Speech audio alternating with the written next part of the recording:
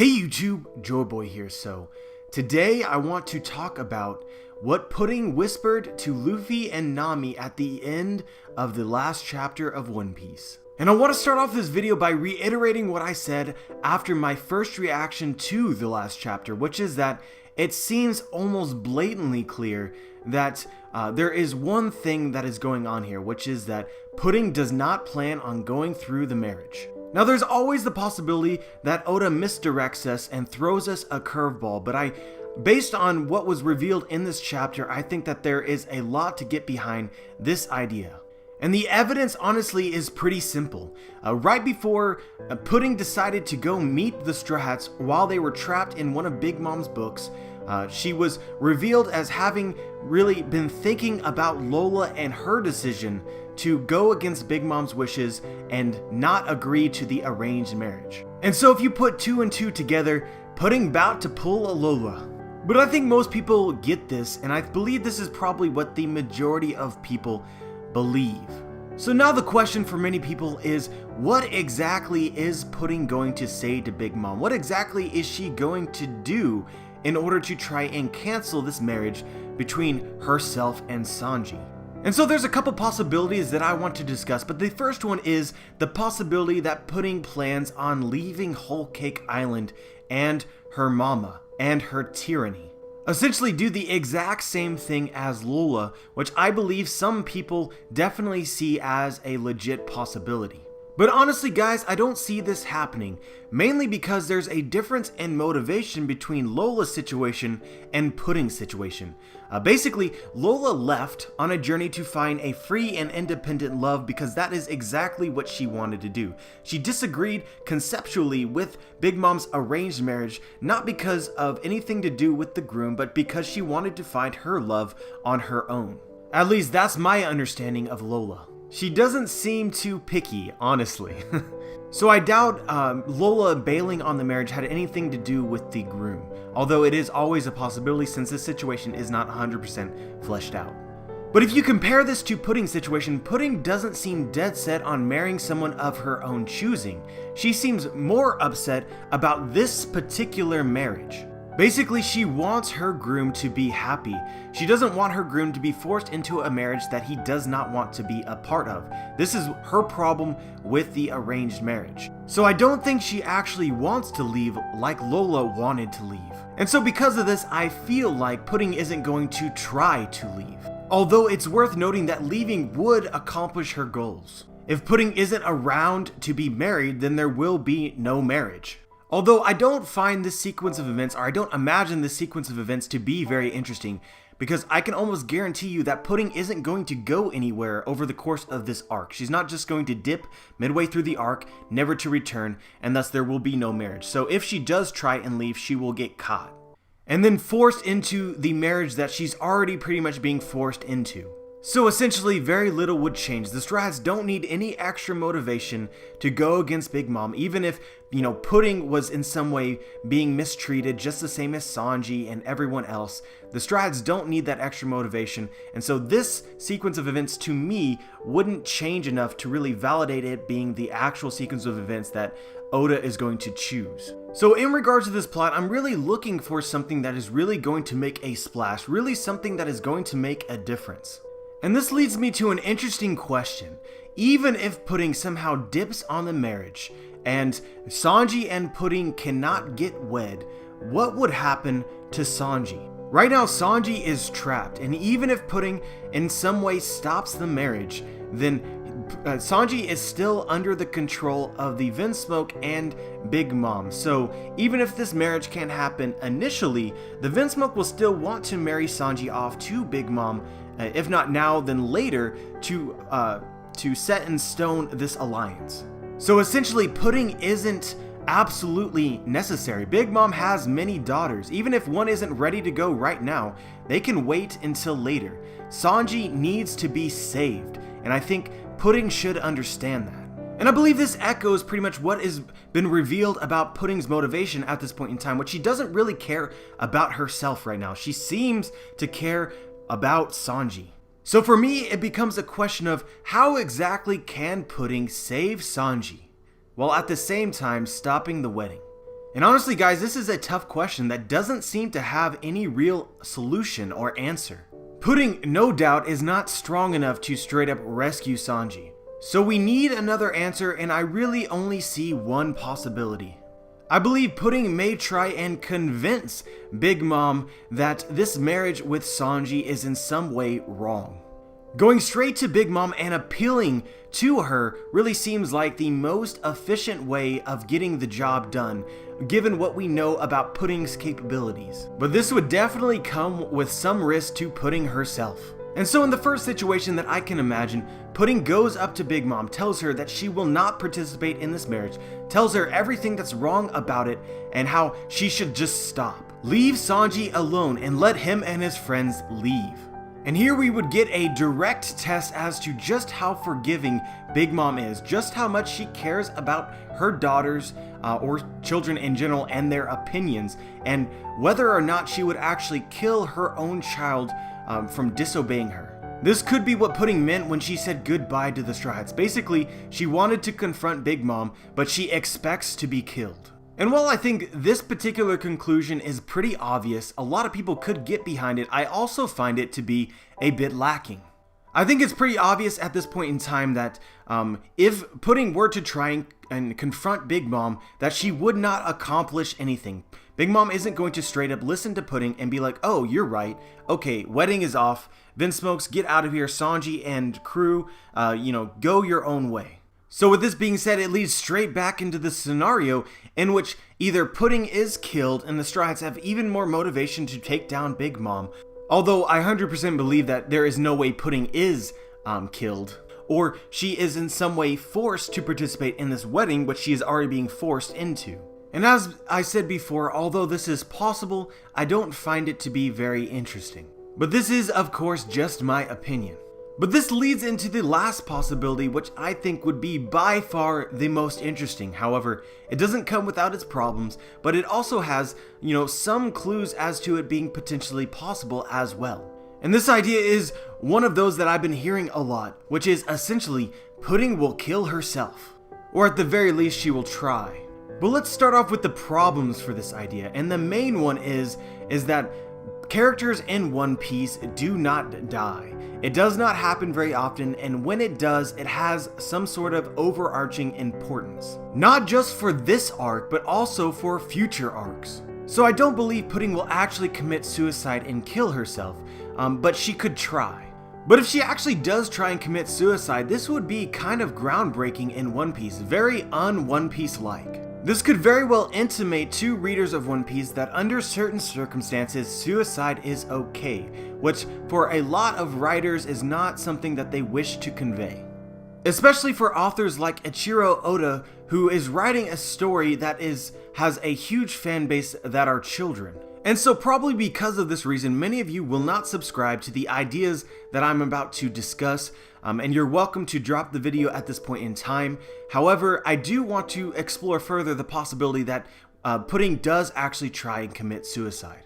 And so first things first, Pudding planning on killing herself would immediately explain the shocked reactions of Nami and Luffy, as well as Pudding's last words in the last chapter about saying goodbye. And I honestly think it would explain Luffy and Nami's shocked reactions even better than any of the other ideas that I've discussed. Luffy says, "Oi, Pudding, wait, what the hell are you saying?" And so if we keep that in context with the ideas that Pudding will in some way leave Whole Cake Island or confront Big Mom, I'm not sure if Luffy's reaction really fits.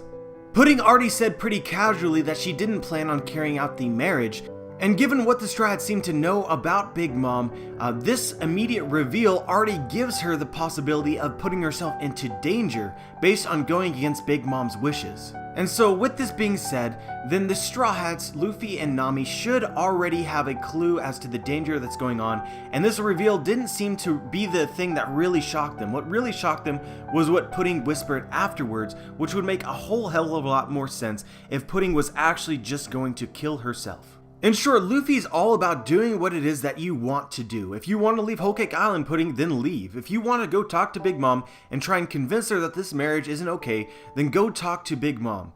However, I do not think Luffy would have the same reaction to I want to kill myself, Luffy wouldn't be like, oh, okay, well then go out and try that. Hope it all works out for you, smiley face. And so this leads me into a very interesting panel that happened earlier in the chapter where Pudding was thinking about Lola and her attempt to leave Big Mom on her search for her own husband. There was some just really odd things about this sequence of panels. And the first of which is that we have this line from her, nurse or caretaker or whoever she is that said this, "Oh, Lady Pudding, careful, it's still raining in the garden." And as she goes out onto the balcony, she looks over the edge of the balcony with a ... Guys, these panels have some serious suicide vibes. And let's go back to what the caretaker said, which was that, be careful, it's raining outside. The clear implication behind this line is that, hey, you might injure yourself if you go out there while it's raining. You might slip and fall, and it's dangerous. Why exactly did Oda feel the need to tell us this? And then afterwards, Pudding seemingly randomly looks over the edge of the balcony while thinking. Pudding doing this could have several explanations, but the most obvious one, and I believe the one that Oda is clearly trying to get through to us, is that Pudding is thinking about jumping. Otherwise, why even mention the fact that it's dangerous outside with the rain? And so with all this being established, I think that this course of action from Pudding would actually be a way in which she could potentially save Sanji, which is that depending on how much Big Mom cares about her children, her doing something as dramatic as this could actually emotionally impact Big Mom. I think it's very possible that Pudding realizes that words would have no effect on Big Mom, that just by going up to her and explaining things to her is not going to change her outlook. And so with this being said, perhaps more dramatic measures are necessary in Pudding's opinion in order to really get her attention. And so perhaps Pudding believes that doing this will in some way convince Big Mom to understand that what she is doing right now with the arranged marriage with somebody who does not want to get married is wrong. So wrong, her own daughter was willing to commit suicide in order to stop it. But as I said earlier, I don't think Pudding will die, and so she will fail. And so now I want to draw some parallels between this potential suicide by Pudding and one of the most famous stories ever in the world, which is that a lot of people right now are getting some Romeo and Juliet vibes. Romeo obviously being Sanji and Juliet being Pudding. And so guys, take everything that I say after this with a grain of salt. When it comes to these particular kinds of theories that discuss parallels between One Piece and other stories, I feel as though many people cherry pick certain details from these stories in order to fit their ideas and make it make sense. And so this is the main reason why I don't do these kinds of theories very often.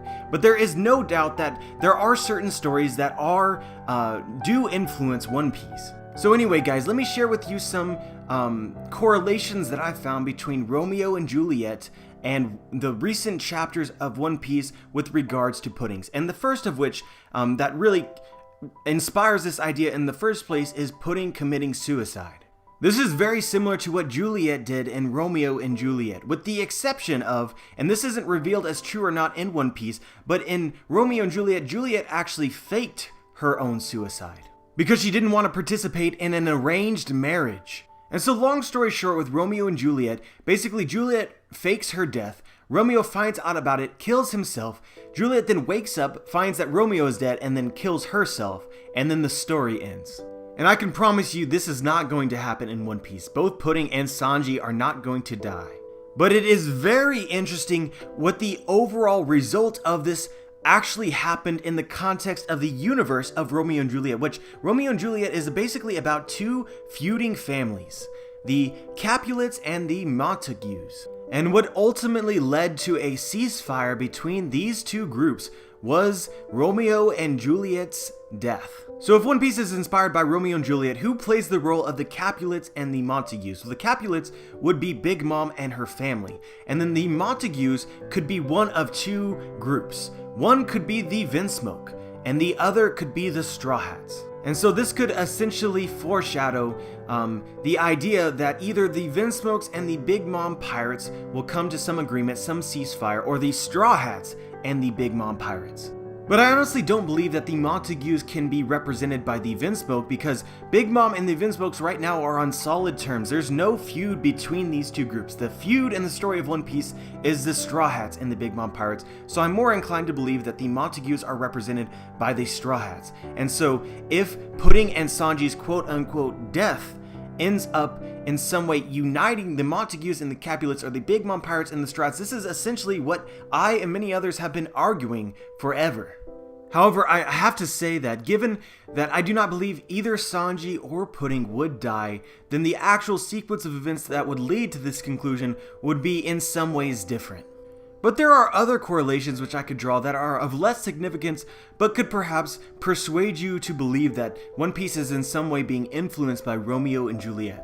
The first one we have is that we have Romeo actually refuses to fight the Capulets because he believes that they are now family. This could parallel the fact that Sanji has refused to fight the Big Mom Pirates. However, another character, Mercutio, who's actually of the Montague, so the Straw Hat group, in this case I think Mercutio would be represented by Luffy, decides to carry on the fight for him. But in the process, he is fatally wounded. This lines up with Luffy's role in the Whole Cake Island arc pretty effectively. Luffy carries on the fight in Sanji's stead and then gets his ass beat. We also have this interesting detail, which is that the Capulets threaten to disown Juliet when she refuses to become, go through her arranged marriage and be a joyful bride, and her own mother even rejects her. And so this is essentially the implication that we're getting about what would happen to Pudding if she in some way tells Big Mom that she does not want to go through the marriage. And there's a little bit more, but I'll go ahead and leave it there. But I do want you guys to keep in mind that the inherent story of Romeo and Juliet is very different. Like, one of the major things that's different is that Juliet was not arranged to marry Romeo. So if Romeo does represent Sanji, then the situations are already very different. But I do think that there are some parallels that we can draw between these two stories that honestly is very interesting. But of course, all of these connections would hinge upon Pudding actually trying to commit suicide, or in some way faking it. So guys, let me know what you think. Let me know if you agree or disagree and why. Let me know if you have any additional ideas or whatever. Just let me know what you think. Like the video if you like the video. Dislike the video if you dislike the video. Subscribe if you want to be notified for my future videos. And as always guys, have a wonderful day.